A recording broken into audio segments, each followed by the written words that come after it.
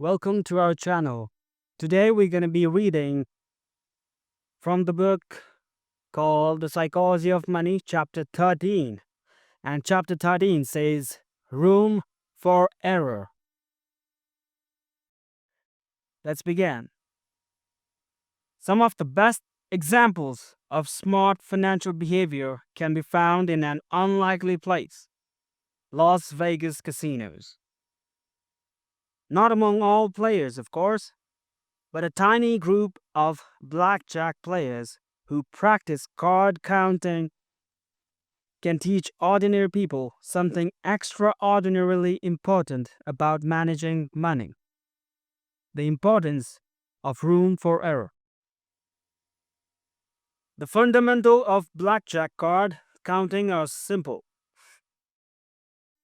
No one can know certainly what card the dealer will draw next. But by tracking what cards have already been dealt, you can calculate what cards remain in the deck. Doing so can tell you the odds of a particular card being drawn by the dealer. As a player, you bet more when the odds of getting a card you want are in your favor and less when they are against you. The mechanics of how this is done don't matter here. What matters is that a blackjack card counter knows they're playing a game of odds, not certainties. In any particular hand, they think they have a good chance of being right, but now there's a decent chance they're wrong. It might sound strange given their profession, but their strategy relies entirely on humility. Humility that they don't know and can't know exactly what's going to happen next. So play their hand accordingly. The card counting system works because it tells the odds ever so slightly for the house of to the player. But bet too heavily, even when the odds seem in your favor, and if you're wrong, you might lose so much that you don't even have enough money to keep playing. There is never a moment when you're so right that you can bet every chip in front of you. The world isn't that kind to anyone, not consistently, anyways. You have to give yourself room for error. You have to plan on your plan not going according to plan. Kevin Lewis, a successful card counter portrayed in the book Bringing Down the House, wrote more about this philosophy. Although cards counting is statistically proven to work, it does not guarantee you will win every hand, let alone every trip you make to the casino. You must make sure that we have enough money to withstand any swings of bad luck. Let's assume you have roughly a 2% edge over the casino. That still means the casino will win 49% of the time. Therefore, you need to have enough money to withstand any variant swings against you. A rule of thumb is that you should have at least 100 basic units. Assuming you start with $10,000, you could comfortably play a $100 unit. History is literally literated with good ideas taken too far, which are indistinguishable from bad ideas. The wisdom is having room for error, is acknowledging that uncertainty, randomness, and chance unknowns are an every present part of life. The only way to deal with them is by increasing the gap between what you think will happen and what can happen, while still leaving you capable of fighting another day. Benjamin Graham is known for his concept of margin of safety. He wrote about it executively in mathematical detail. But my favorite summary of the theory came when he mentioned in an interview that the purpose of the margin of safety is to render the forecast unnecessarily. It's hard to overstate how much power lies in this simple statement. Margin of safety. You can also call it room for error or redundance, is the only effective way to safely navigate a world that is governed by odds, not certainties. And almost everything related to money exists in that kind of world. Forecasting with precision is hard. This is observed to the card. This is obvious to the card counter because no one could possibly know where a particular card lies in a shuffled deck. It's less obvious to someone asking, what will the average annual return of the stock market be over the next 10 years? Or on what date will I be able to retire? But they are fundamentally the same. The best we can do is think about odds. Benjamin's margin of safety is a simple suggestion that we don't need to view the world in front of us as black or white, predictable or a crapshot. The gray area, pursuing things where a range of potential outcomes are acceptable, is the smart way to proceed. But people underestimate the need for room for error in almost everything they do that involves money. Stock analysis give their clients price targets, not price ranges. Economy forecasters predict things with precise figures, rarely broad probabilities. The pundits who speak in unshakable certainties will gain a larger following than the one who says, we can't know for sure, and speaks in probabilities. We do this in all kinds of financial endeavors, especially those related to our own decisions. Harvard psychologist Max Bazerman once showed that when analyzing other people's home renovation plans, most people estimate the project will run between 25% and 50% over budget. But when it comes to their own projects, people estimate that renovation will be completed on time and at budget. Oh, the eventual disappointment. Two things cause us to avoid room for error. One is the idea that somebody must know what the future holds, driven by the uncomfortable feelings that comes from admitting the opposite. The second is that you're therefore doing yourself harm but by not taking actions that fully exploit an accurate view of that future coming true. But room for errors is underappreciated and misunderstood. It's often viewed as an conservative hedge used by those who don't want to take much risk or aren't confident in their views. But when used appropriately, it's quite the opposite. Room for error lets you endure a range of potential outcomes, and endurance lets you stick around long enough to let the odds of defeating from a low probability outcome fall in your favor. The biggest gains occur frequently, either because they don't happen often or because they take time to compound. So the person with enough room for error in part of their strategy, cash to let them endure hardship in another stocks, has an edge over the person who gets wiped out. Game over. Insert more tokens when they are wrong. Bill Gates understood this well. When Microsoft was a young company, he said he come up with this incredible conservative approach. that I wanted to have enough money in the bank to pay a year's worth of payroll even if we didn't get any payments coming in. Warren Buffett expressed a similar idea when he told Berkshire Hathaway's shareholders in 2008, "I have pledged to you, the rating agencies and myself, to always run Berkshire with more than ample cash. When forced to choose, I will not trade even a night's sleep for the chance of extra profits."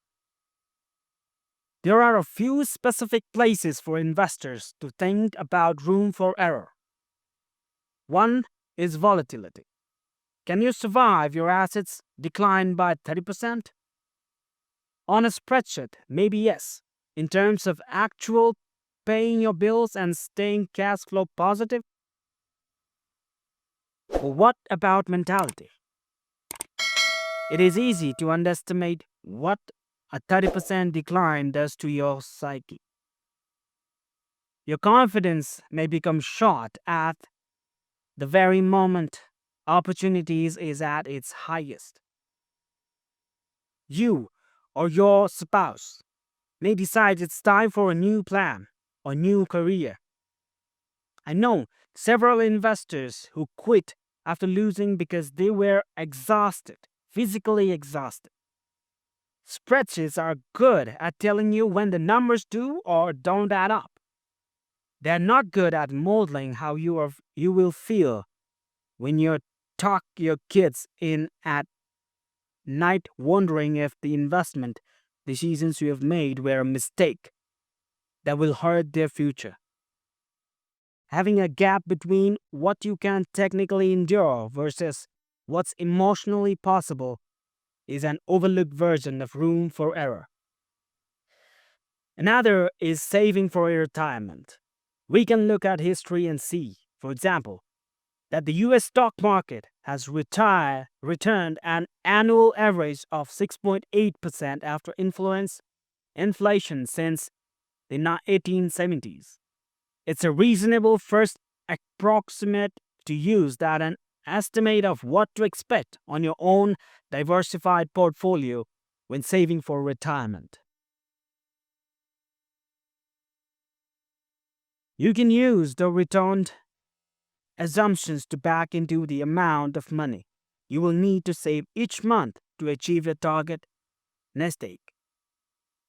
But what if future returns are lower? Or what if long-term history is a good estimate of the long-term future, but your target retirement date ends up falling in the middle of a brutal bear market like 2009? What if a future bear market scares you out of stocks and you end up missing a future bull market? So the returns you actually earn are less than the market average. What if you need to cash out your retirement accounts in your 30s to pay your medical mess-ups?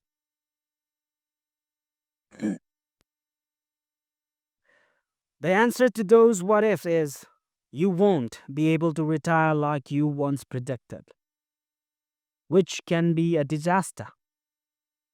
The solution is simple. Use room for error when estimating your future returns. This is more art than science.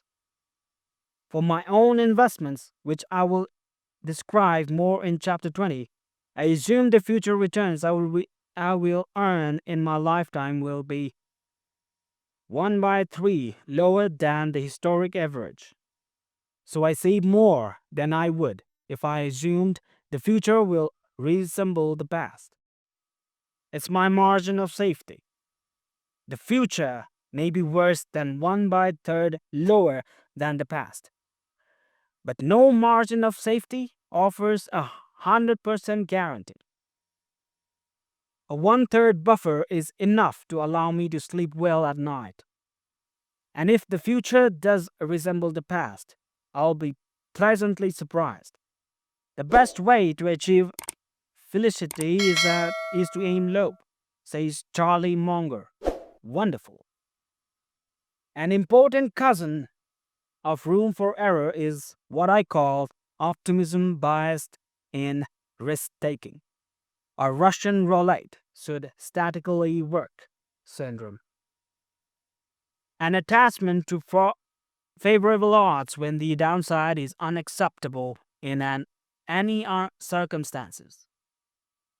Nassim Taleb says, you can be risk loving and yet completely adverse to ruin. And indeed, you should.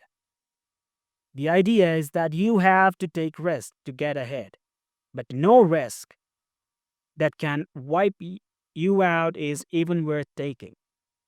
The odds are in your favor when playing Russian roulette, but the downside is not worth the potential upside.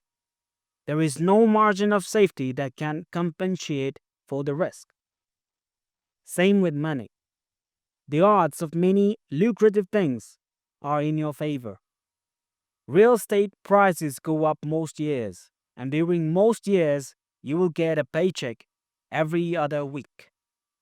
But if something has 95% odds of being right, the 5% odds of being wrong means you will almost certainly experience the downside at some point in your life. And if the cost of the downside is ruin, the upside, the other 95% of the time, likely isn't worth the risk, no matter how appealing it looks. Leverage is the devil here. Leverage takes on debt to make your money go further, pushes routine risk into something capable of producing ruin. The danger is that rational optimism most of the time makes the odds of ruin some of the time. The result is we systematically underestimate risk. Housing prices fell 30% last decade. A few companies defaulted on their debt. That's capitalism. It happens. But those with high leverage had a double wipeout. Not only were they left broke, but being wiped out erased every opportunity to get back in the game. At the very moment opportunity was ripped. A homeowner wiped out in 2009 had no chance of taking advantage of cheap mortgage rates in 2010. Lehman Brothers had no chance of investing in cheap debt in 2009. They were done. To get around this, I think of my own money as barbelled. I take risk with one portion and aim terrify with the other. This is not inconsistent, but the psychology of money would lead you to believe that it is. I just want to ensure I can remain standing long enough for my risk to pay off. You have to survive to succeed. To repeat a point we have made a few times in this book. The ability to do what you want, when you want, for as long as you want, has an infinite ROI. Room for error does more than just widen the target around what you think might happen. It also helps protect you from things you have never imagined, which can be the most troublesome events we face. The Battle of Stalingrad during World War II was the largest battle in history. With it came equally staggering stories of how people dealt with risk. Once came in late 1942, when a German tank unit sat in reserves on grasslands outside the city. When tanks were desperately needed in front lines, something happened that surprised everyone. Almost none of them worked. Out of 104 tanks in the unit, fewer than 10-20 were operable. Engineers quickly found the issue. Historians William Cranes writes, during the weeks of inactive behind the front lines, field mice had nested inside the vehicles and eaten away insulin covering the electrical systems. The Germans had the most sophisticated equipment in the world, Yet there they were, defeated by mice. You can imagine their disbelief. This almost certainly never crossed their minds. What kind of tank designer thinks about mouse protection? Not a reasonable one, and not one who studies tank history. But these kinds of things happen all the time. You can plan for every risk except the things that are too crazy to cross your mind. And those crazy things can do the most harm because they happen more often than you think, and you have no plan for how to deal with them. In 2006, Warren Buffett announced a search for his eventual replacement. He said he needed someone genetically programmed to recognize and avoid serious risk, including those never before encountered. I've seen this skill at work with startup my firm. Collaborative Fund has backed. Ask a founder to list the biggest risk by face, and the usual suspect are mentioned. But beyond the predictable struggles of running a startup, here are a few issues we've dealt with among our portfolio companies. Water pipes broke, flooding and ruining a company's office. A company's office was broken into 3 times. A company was kicked out of its manufacturing plant. A store was shut down after a customer called the health department because she didn't like that another customer brought a dog inside. A CEO's email was spoofed in the middle of a fundraiser that required all of his attention. A founder had a mental breakdown. Several of these events were essential to the company's future, but none were foreseeable because none had previously happened to the CEOs dealing with these problems or anyone else they knew, for that matter. It was uncharted territory.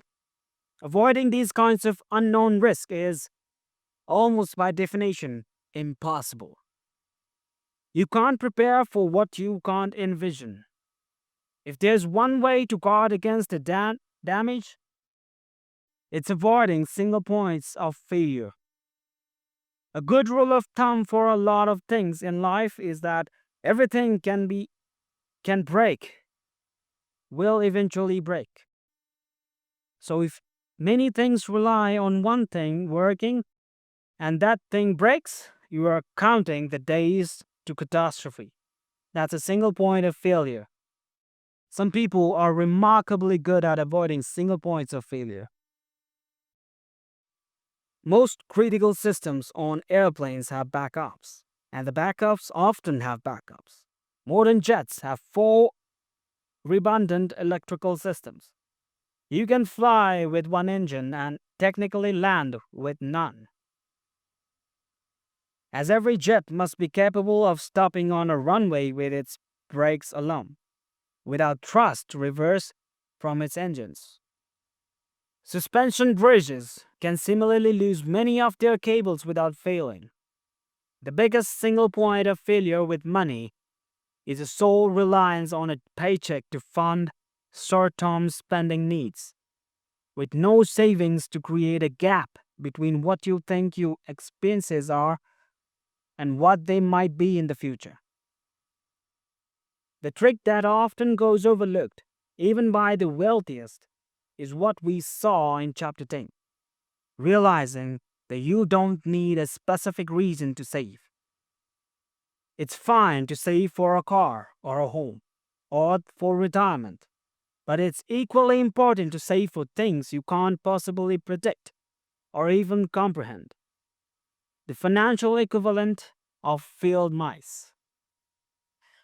Predicting what you will use every savings for, assuming you will live in a world where you know exactly what your future expenses will be, which no one does.